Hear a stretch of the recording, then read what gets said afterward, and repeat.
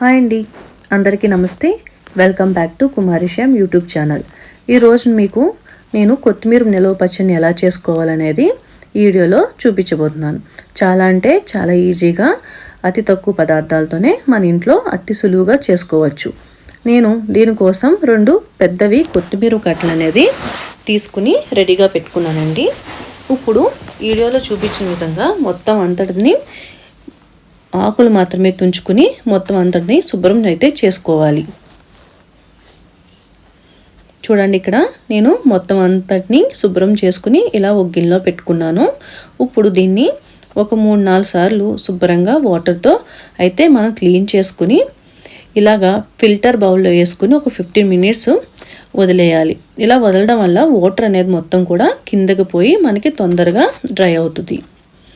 ఇప్పుడు దీన్ని మనం ఒక తెల్లటి క్లాత్ని అయితే తీసుకుని దాని మీద పల్చగా ఈ కొత్తిమీర అంతటిని ఈ విధంగా పరుచుకోవాలి. చూడండి, ఇది మొత్తం అంతా కూడా ఫ్యాన్ గాల్లోనే డ్రై అవ్వాలి, ఎండలో అయితే పెట్టకూడదు. చూడండి, ఇక్కడ మనం చేతితో పట్టుకుంటే తడి అనేది మన చేతికి అంటుకోకూడదు. ఇక్కడైతే అయిపోయింది. ఇప్పుడు నేను ఇదంతటిని ఒక గిన్నెలోకి అయితే తీసేసుకుంటున్నాను. తర్వాత ఇప్పుడు దీన్ని మనం ఒక గిన్నె తీసుకుని కొలుచుకోవాలి.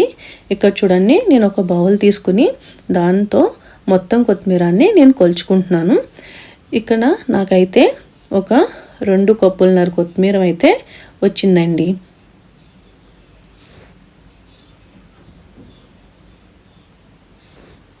తర్వాత అదే బౌల్తో మనం ఎండుమిర్చిని కూడా కొలుచుకోవాలి. నేను ఇక్కడ 1/2 బౌల్ ఎండుమిర్చిని అయితే తీసుకుంటున్నాను, అంటే 150 గ్రాములు ఎండుమిర్చిని అయితే తీసుకుంటున్నాను. ఇప్పుడు కడాయి పెట్టుకుని అందులో ఒక టేబుల్ స్పూన్ ఆయిల్ అనేది వేసుకుని అది హీట్ అయ్యాక మనం ఏదైతే కొలుచుకుని పెట్టుకున్నామో ఆ ఎండుమిర్చిని కూడా అందులో వేసుకుని కొంచెం లైట్గా ఫ్రై చేసుకోవాలండి, కలర్ చేంజ్ అయ్యే వరకు. ఇప్పుడు మరి అదే బౌల్ తీసుకుని 1/2 కప్ చింతపండుని తీసుకొని 150 గ్రామ్స్ 120 గ్రామ్స్ అందులోని హాట్ వాటర్ మాత్రమే వేసుకోవాలి. ఎందుకంటే నిలవ పచ్చడిలోని చన్నీళ్ళు అనేవి వేసుకోకూడదు, పచ్చడి అయితే పాడైపోతుంది. మనం తర్వాత ఒక చిన్న మిక్సీ బౌల్ తీసుకుని అందులోని 4 స్పూన్లు ఆవాల్ని ఈ విధంగా వేసుకుని మనం వాటిని మెత్తటి పౌడర్ లాగా చేసుకుని పక్కనైతే ఉంచుకోవాలి. ఇక్కడ చూడండి, మనకి ఎండుమిర్చి అనేది ఫ్రై అయిపోయింది కదా. ఇప్పుడు మనం దీన్ని స్టవ్ ఆఫ్ చేసుకుని దీన్ని ఒక సెపరేట్ ప్లేట్లోకి తీసుకుని చల్లారి పెట్టుకోవాలి. మళ్ళీ ఇప్పుడు కడాయి పెట్టుకుని అందులోని ఒక 4 టేబుల్ స్పూన్ ఆయిల్ అనేది వేసుకుని హీట్ అయ్యాక మనం శుభ్రం చేసి పెట్టుకున్నాం కదా కొత్తిమీర అంతటిని కూడా ఇలా కొంచెం కొంచెం వేసుకుని మొత్తం అంతటిని మనం లో ఫ్లేమ్లో కానీ మీడియం ఫ్లేమ్లో కానీ పెట్టుకుని మొత్తం అంతటిని ఫ్రై చేసుకోవాలి.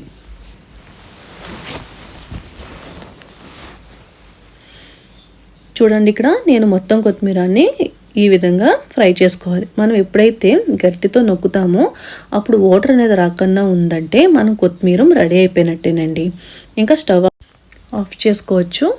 తర్వాత చింతపండుని ఈ విధంగా మనం గుజ్జుగా చేసుకుని పక్కనైతే పెట్టుకోవాలి. ఇప్పుడు ఒక పెద్ద మిక్సీ జార్ తీసుకుని మనం ముందుగా చల్లారి పెట్టుకున్నాం కదా ఎండుమిరపకాయలు, వాటిని ఇందులో వేసుకోవాలి. అలాగే మనం ఏదైతే ఫస్ట్ చింతపండు గుజ్జు తీసుకున్నామో ఆ గుజ్జు అంతా కూడా మనం ఎంత అయితే తీసుకోగలమో చిక్కగా అంత గుజ్జు కూడా ఈ మిక్సీ జార్లో ఈ విధంగా వేసుకోవాలి. ఇప్పుడు నేను ఇందులోని 2 టేబుల్ స్పూన్ల సాల్ట్ అనేది యాడ్ చేసుకుంటున్నానండి. ఇప్పుడు ఈ మిశ్రమాన్ని అంతటిని కూడా ఇలా మెత్తగా మనం పేస్ట్ లాగా చేసుకోవాలి.